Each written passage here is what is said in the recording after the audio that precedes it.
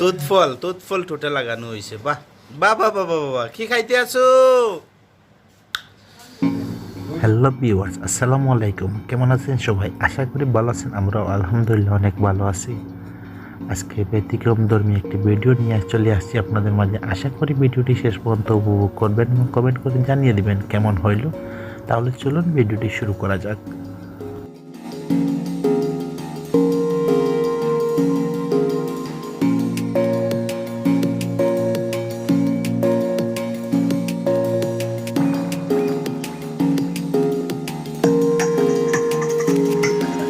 Viewers, জরুরি একটি কারণে ওয়াইফকে নিয়ে ডাক্তারের কাছে যেতে হয়েছিল, তাই আপনাদের মাঝে ভিডিওটি তুলে ধরা।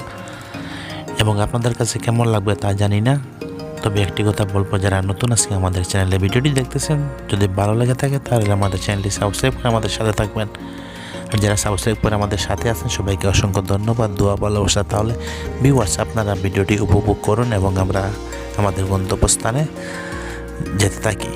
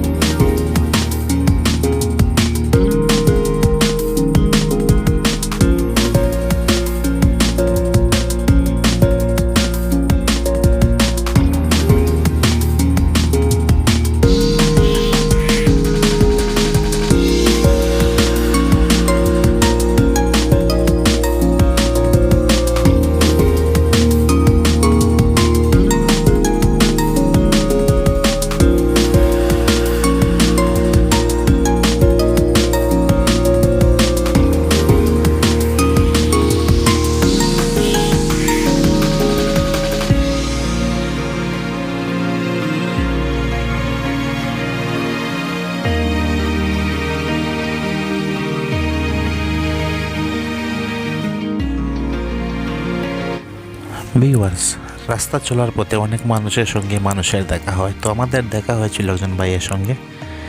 উনি ছাগলের রাখাল অথবা মালিক যেই হন না কেন, উনি আমাদেরকে রাস্তা দিচ্ছিলেন না। আমরা হরণ দিচ্ছিলাম এবং উনি রাস্তা দিচ্ছিলেন না। তবে অবশেষে যে একটু রাস্তা দেখাইছিলেন, হাস্যকর একটি জায়গা দেখিয়েছিলেন উনি সেদিকে যাওয়ার জন্য। এই দেখেন, এই ভাইটা আমাদেরকে যে একটু জায়গা দেখিয়েছে এইদিকে গাড়ি নিয়ে যাওয়ার জন্য, আসলে সেটা হাস্যকর ছিল। তারপরে কিছু দূরে যাওয়ার পরে উনি পিছনে পড়ে গিয়েছেন এবং ওনার ছাগলগুলা ধীরে ধীরে সাইড হয়ে গেছিলো এবং আমরা আমাদের গন্তব্যস্থানে চলে গিয়েছিলাম। তবে আসলে মানুষের সঙ্গে এরকম ব্যবহার করা ঠিক না। উনি যেই হন না কেন, হয়তো কথা বললে কথা বাড়তো, তো আমরা কোনো কথা বলি নাই, আমরা আমার মতো চলে গিয়েছি। তবে এটা করা উচিত হয়নি ওনার।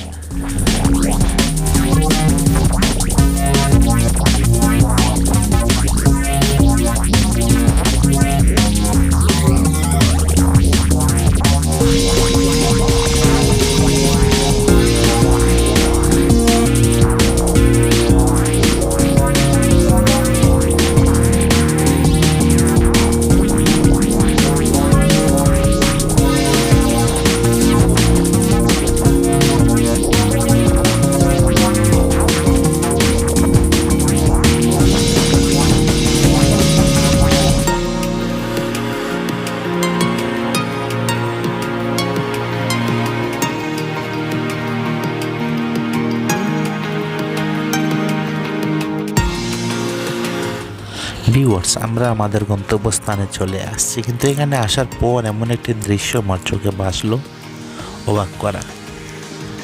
আমি দুতলার উপরে ওঠার পর আমি দেখতে পেলাম পাশে একটা নদী আছে এবং নদী দিয়ে পার হচ্ছে অনেকগুলা নৌকা এবং এত সুন্দরভাবে পার হচ্ছে, সেটা দেখে আমি মুগ্ধ হয়ে গেলাম। ভাবলাম এই দৃশ্যটা যদি শুট না করি তাহলে তো কেমন দেখা যায়। তাই সঙ্গে সঙ্গে আমি মোবাইলটা বের করে নিয়ে আমি এই বাজারটি এবং এই নদীর ওপার যাওয়া নৌকাগুলোকে আমি একটু শ্যুট করতে লাগলাম।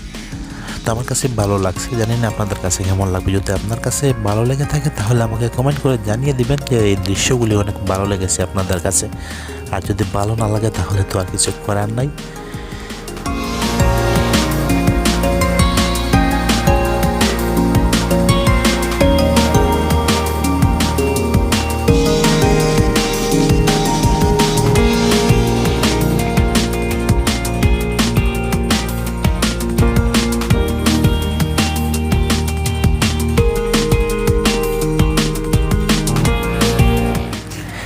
একই ছাদের উপরে আমি একটা বোম্বাই মরিচের গাছ দেখে আমি মুগ্ধ হয়ে গেছি। মাশাআল্লাহ, অনেকগুলা মরিচ ধরেছে এবং খুবই ভালো লাগছে আমার কাছে ওইটা দেখে।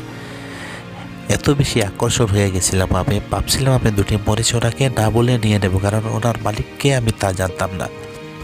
কিন্তু পরে চিন্তা করে দেখলাম ওইটা না বলে নেওয়াটা আমার জন্য পাপ হবে, সেজন্য আমি এখান থেকে একটি মরিচও আমি নিতে পারিনি। তবে মনে অনেক আফসোস ছিল যে এখান থেকে আমি দুটি মরিচ নিয়ে খেয়ে দেখবো কেমন লাগে। মুম্বাই মরিচ তো অনেক ঝাল, অনেক মজাদারও হয়ে থাকে, তবে এই মরিচগুলো আমার কাছে আনকমন এবং আলাদা লাগছিল। তো যাই হোক, ভাগ্যে জুটেনি, সেজন্য আমার নসিবেও ছিল না, আমি খেতেও পাইনি। তবে আমার কাছে ভালো লাগছে বিধায় আপনাদের কাছে আমি তুলে ধরেছি।